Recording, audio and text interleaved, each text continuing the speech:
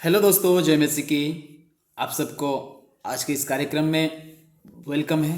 परमेश्वर के मधुर नाम से, यीशु मसीह के नाम से। मेरे दोस्तों, बहुत ठंड हो रहा है। हम फिलहाल बिहार में हैं। बिहार का आप लोग तो जानते होंगे, बिहार ठंडी के समय में कितना ठंड होता है। पूरा जैकेट वैकेट टोपी भी पहनना पड़ता है, तो हम भी टोपी वोपी जैकेट वैकेट पहने हैं।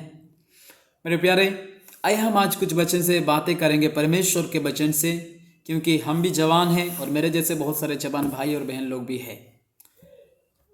तो इसलिए आज मैं परमेश्वर का वचन, जो कि जीवित वचन, जवान के लोगों के बारे में वचन क्या कहता है, उसी के बारे में आज कुछ आप लोगों के बीच में रखना चाहता हूँ। तो आइए मेरे साथ आप लोग खोलिए पहला तिमोथी, उसका 4 अध्याय का 12 वचन। हमें क्या कहता है उसी के थोड़ा सा पढ़ेंगे।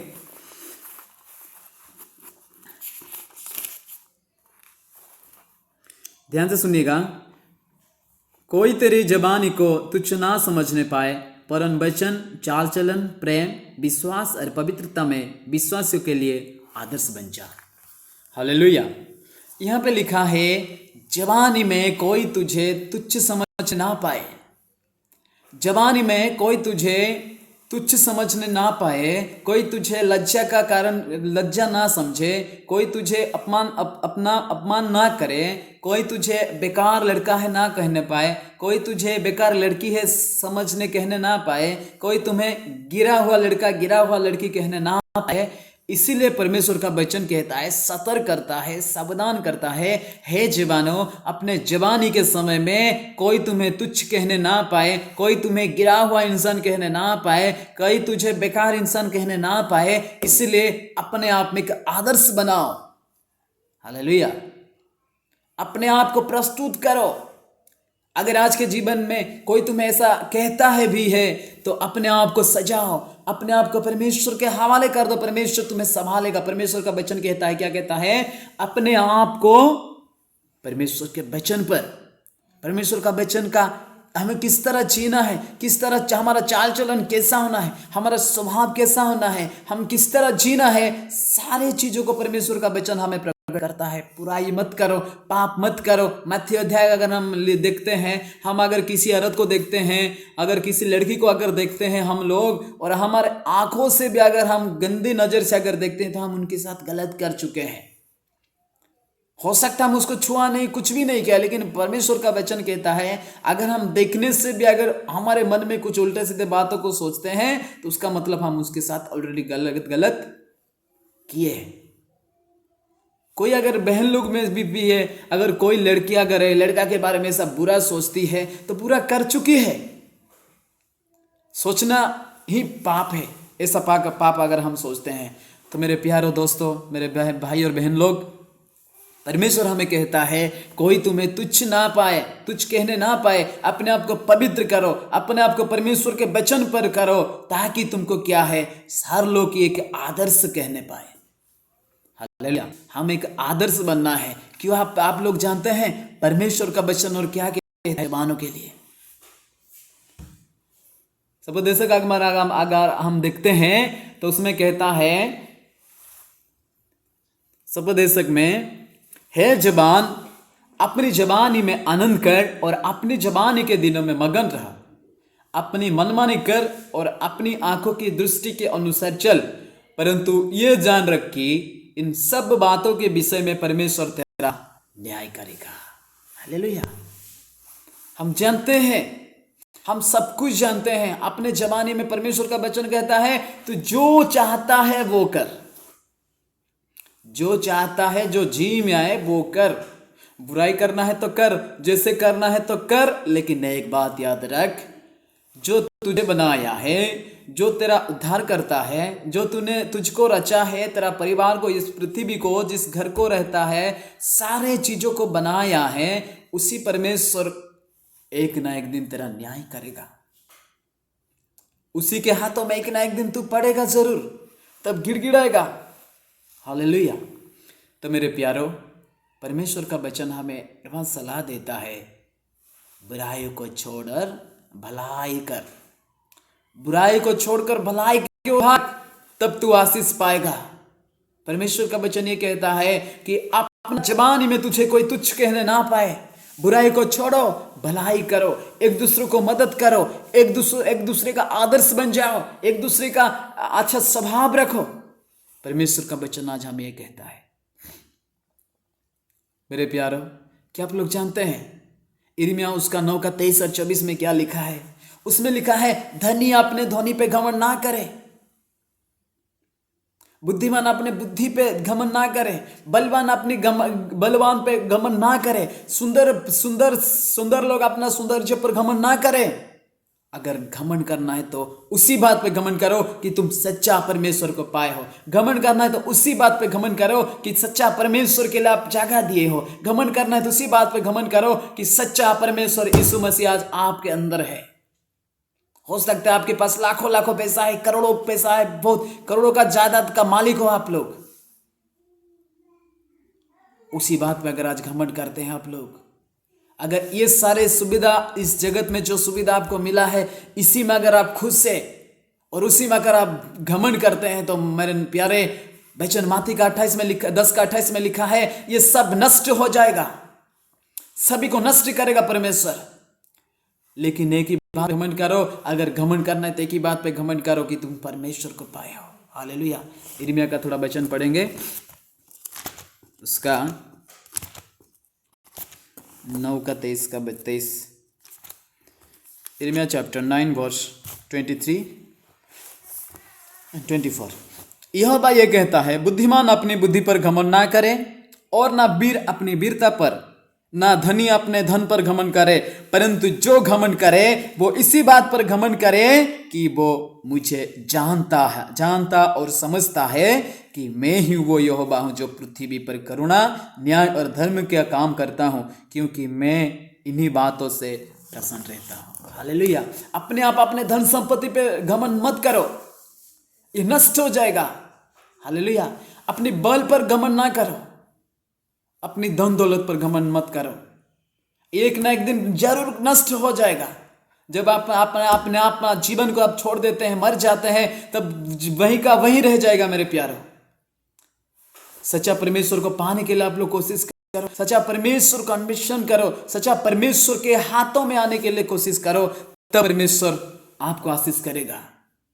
इस संसार में रहकर संसार के धन दौलत पर आप घमंड मत करो। आप नहीं जानते आपका जिंदगी कितने दिन का है, वो सब परमेश्वर के हाथों में है मेरे प्यारो। इसलिए मेरे दोस्तों, जितने भी युवा लोग हैं आज के इस कार्यक्रम में मेरे साथ जुड़े हुए हैं, उन सभी को मैं ये कहना चाहता हूं, आप मत करो अपनी सुंदरता पे। आप अपना शरीर को कितना सजाते हैं, कितना खर्चा करते हैं, कितना उड़ाते हैं मेरे प्यारो, उसी से आप एक दूसरों का मदद बनो। हालेलुया। एक दूसरे को सहायता करो। आप लोग कितना महंगा महंगा क्या क्या पीते हो, बहुत कुछ। हम हमारे युवा समय में बहुत सारे पैसा उड़ाते हैं मेरे दोस्त लोगों, मेरे बहन लोग। अगर उसी से अगर हम किसी का भलाई के लिए अगर यूज़ करते हैं, इस्तेमाल करते हैं, तो परमेश्वर हमें बहुत आशीष करेगा मेरे प्यारो। हालेलुया। इसलिए अपने आप पे आप घमंड ना करें।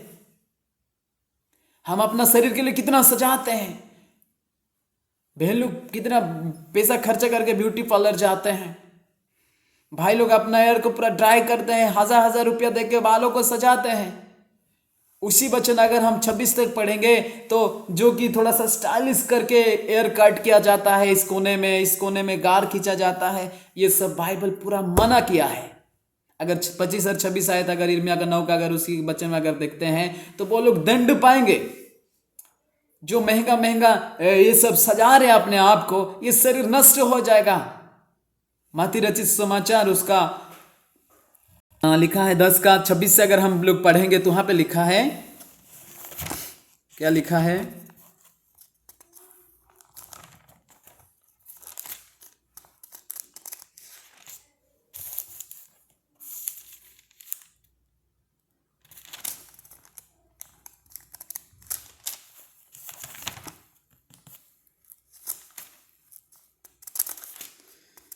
Hallelujah hallelujah hallelujah. हाँ, ध्यान से सुनिए, यहां पे इस तरह लिखा है, इसीलिए मनुष्य से मत डरना, क्योंकि कुछ ढका नहीं जो खोला ना जाएगा, और ना कुछ छिपा है जो जाना ना जाएगा। मेरे प्यार, आप जो कुछ भी करते हैं सब परमेश्वर देखता है। हो सकता है जगत आपको नहीं देख सकता है, हो सकता है आप अंधकार में रहकर बहुत सारा काम करते हैं, अगर आप सोचते हैं कोई भी नहीं देखता है, ऐसा कोई बात नहीं है जो कि खुलासा नहीं होता है। परमेश्वर का वचन कहता है जाना ना जाएगा। जो मैं तुमसे अंधियारा में कहता हूं उसे तुम उजियाला में कहो, और जो कानों कान सुनते हो उसे छात पर से प्रचार करो। जो शरीर के घात करते हैं पर आत्मा को घात नहीं कर सकते हैं, उससे मत डरना, पर उसी से डरो जो आत्मा और शरीर दोनों को नरक में नष्ट कर सकता है। हालेलुया। मेरे प्यारो, हम किसी को नहीं डरना चाहिए इस जगत में। सिर्फ डरना है तो परमेश्वर को डरना है, परमेश्वर को भय करना है। उसी के हाथों में हमारा जिंदगी, उसी के हाथों में हमारा शरीर है। मेरे प्यारो, आने वाले दिनों में हम जगत में किस तरह जीते हैं, किस तरह हमारा जिंदगी गुजारते हैं, उसका सारा हिसाब एक ना एक दिन हमको देना पड़ेगा। ये जो जिंदगी हमारे हाथ में, ये हमारा नहीं है, ये परमेश्वर दिया हुआ एक जिंदगी है। भजन संहिता 127 में लिखा है ये एक परमेश्वर का दिया हुआ एक जिंदगी है। हमारे माता पिता के गिफ्ट के तरफ है, हमें दिया गया है। हमें एक गिफ्ट है, परमेश्वर के हाथों से दिया हुआ एक तोहफा है, हम परमेश्वर के हाथों से दिया हुआ एक भेंट है। अपने माता पिता के हाथों में हमारा, हमको गिफ्ट के तरफ हम अपने माता पिता ने हमें पाए हैं। तो इस शरीर को हम नष्ट ना करें। ये हमारा शरीर नहीं है, परमेश्वर का दिया हुआ एक आशीष है मेरे प्यारो। इसलिए अपना शरीर को नष्ट ना करो, व्यभिचार में मत लाओ, नशा में अपना शरीर को नष्ट ना करो, बेकार चीजों में अपना शरीर को मत सजाओ। अगर आपको सजाना है तो उसी शरीर के अंदर एक और एक आत्मा है, उसी आत्मा को सजाओ। अपना शरीर के लिए कितना महंगा क्रीम लगाते हैं, महंगा कपड़ा पहनते हैं, कितना सारा हम लोग सजाते हैं शरीर को दिखाने के लिए। लेकिन आप लोग नहीं जानते हैं, मुझे न इस जगत के बाद मुझे और एक राज्य में जाना है, वो स्वर्ग राज्य हो, स्वर्ग के राज्य। मेरे प्यारो, जगत के बाद जीवन खत्म नहीं होता है, एक स्वर्ग होता है और एक नरक होता है। अगर हम इस शरीर में ही खुश है तो हमको स्वर्ग में नहीं जा सकते हैं मेरे प्यारो। उसी स्वर्ग में जाने के लिए आप लोग इस शरीर को जिस तरह सजाते हैं, जिस तरह जीवित रखते हैं, जिस तरह पैसा खर्च करके अपना शरीर को बचा लेते हैं मेरे प्यारो, इस आत्मा को, आपके अंदर जो आत्मा है उसी आत्मा को कभी नहीं बचा सकते हैं। उसी आत्मा को बचाना है तो आपका परमेश्वर के वचन से अपने आप को सजाना है, आपके वचन के अनुसार आपको चलना है। वचन आपको क्या कहता है उसी वचन को फॉलो करना है, एक दूसरे को प्यार करना है, और जगत में हर एक आदमी के लिए आपको आदर्श बनना है, तब आप स्वर्ग में जा पाओगे मेरे प्यारो। हालेलुया।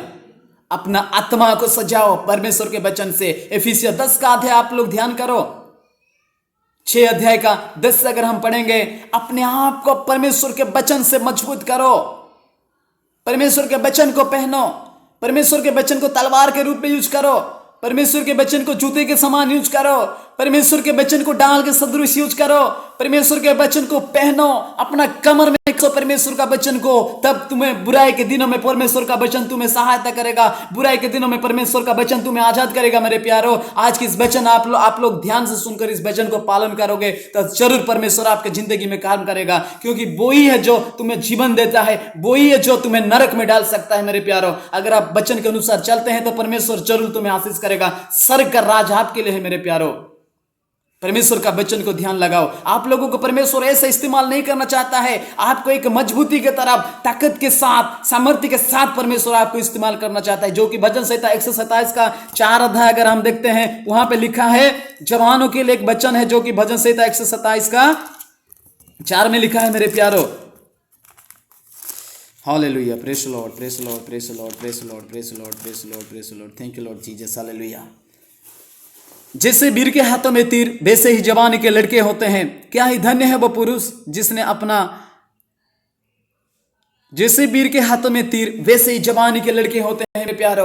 आप अपने आप को छोटा मत समझो। वीर हमारा परमेश्वर यीशु मसीह है। और वीर जब भी हम अगर इंडिया के बारे में अगर हम देखते हैं, जब सैन्य लोग, जबकि सिपाही लोग युद्ध करने के लिए बॉर्डर में होते हैं, बहुत अपना देश को बचाने के लिए युद्ध करते हैं मेरे प्यारो। और वीर के हाथ में एक युद्ध करने के लिए युद्ध का यंत्र होता है मेरे प्यारों। पहले दिनों में हमारा सैन्य लोगों के पास क्या है, बहुत सारा क्या है, धनु तीर रहता था। अपने धनुष से तीर लगा के मारते थे तो क्या है, एनिमी को, शत्रुओं को आघात करता था मेरे प्यारों। आज हमको बचाने के लिए यीशु मसीह वीर के तरफ खड़ा है, हमारा देश को उद्धार करने के लिए। और यीशु मसीह के पीठ पर जो तीर है वो तीर है जवान लोग। और आप लोगों को एक एक तीर के तरह परमेश्वर क्या है निकाल कर, जिस जगह पे आपको जाना है, जिस जगह पे आप जाकर आशीष का काम करेंगे, आदर्श बन जाओगे, उसी स्थान में आपको भेजना चाहता है तीर के माध्यम से। आप एक एक परमेश्वर के हाथों में आप एक एक तीर के सदृश है मेरे प्यारों।